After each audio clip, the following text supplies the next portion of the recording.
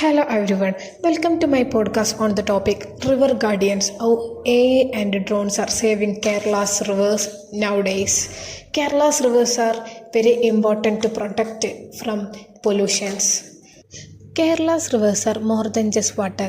They are stories, lifelines and culture. But what happens when these rivers starts to die? Let's look into it more deeply and learn about it.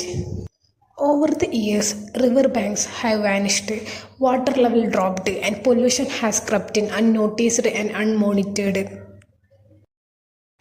In a pioneering move, Kerala's researchers turned to drones and artificial intelligence to become the new guardians of our rivers and to protect it.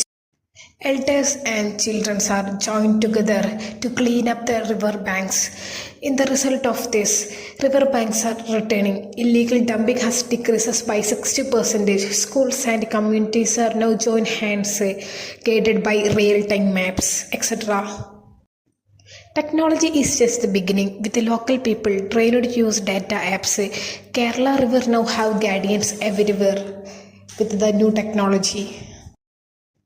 And by all of this, when tradition meets technology, nature begins to heal.